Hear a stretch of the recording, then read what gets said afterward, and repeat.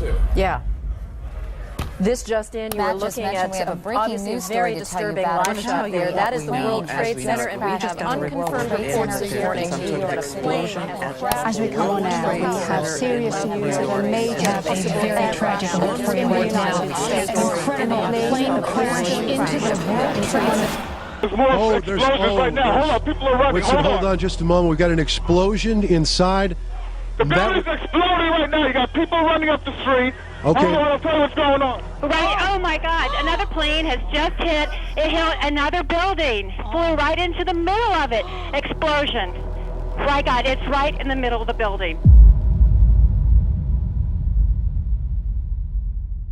Pick your reader up from under your seat. Open your book up to lesson 60 on page 153.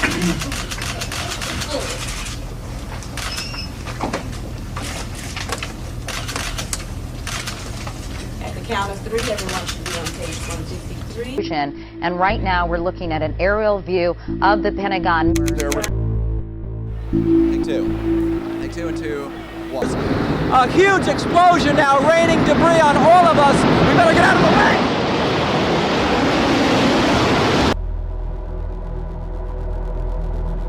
the way. In Washington, there is a large fire at the Pentagon. The Pentagon has been evacuated. And there's, you can see, perhaps the second tower, the front tower, the top portion of which is collapsing. Good Lord.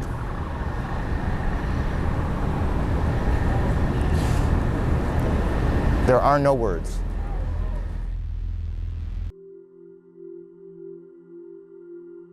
Good evening. Today, our fellow citizens, our way of life, our very freedom came under attack in a series of deliberate and deadly terrorist acts. Thousands of lives were suddenly ended by evil, despicable acts of terror. These acts of mass murder were intended to frighten our nation into chaos and retreat. But they have failed. Our country is strong. A great people has been moved to defend a great nation. The search is underway for those who are behind these evil acts. I've directed the full resources of our intelligence and law enforcement communities to find those responsible and to bring them to justice. We will make no distinction between the terrorists who committed these acts and those who harbor them.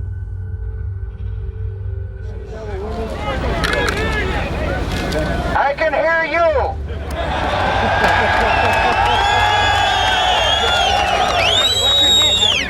I can hear you, the rest of the world hears you, and the people who knock these buildings down will hear all of us soon.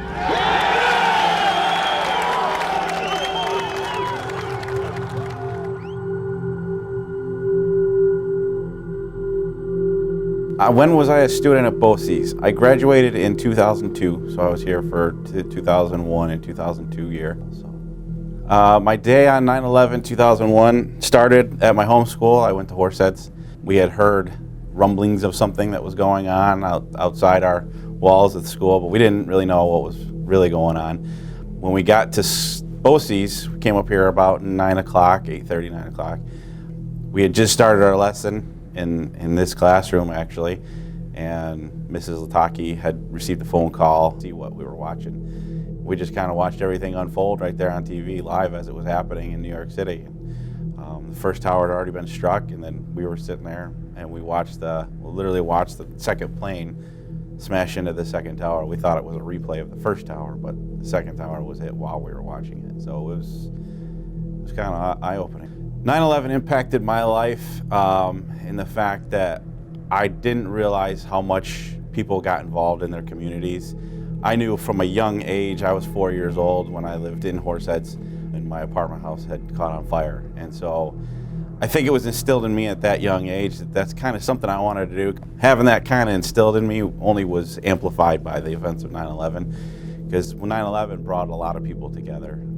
It kind of brought the whole country together, really. I mean, terrorism wasn't really a thing up until that point. So I wanted to give back what was given to me at a young age, and so I felt the best option for that would be to join the volunteer fire service. So the day I turned 18, on September 11th, this is my birthday, I went down to the firehouse and I filled out my application and joined up. Yeah, some of the things we learned, even here in BOCES, taught us a lot about command, communication, asking for help. You don't really think about that a lot, but in the volunteer fire service, we have to ask for help a lot. What I give up to give back, I do have a family, so they lose out sometimes, but they understand that it's a passion of me that was instilled in me before my family even was here. I've been doing this for over 20 years now, and it's just something that's inside me that gives me that passion to want to help. Some of the powerful memories, there's a lot of calls. I can't really break one specific down. Some of the things you feel are chaos.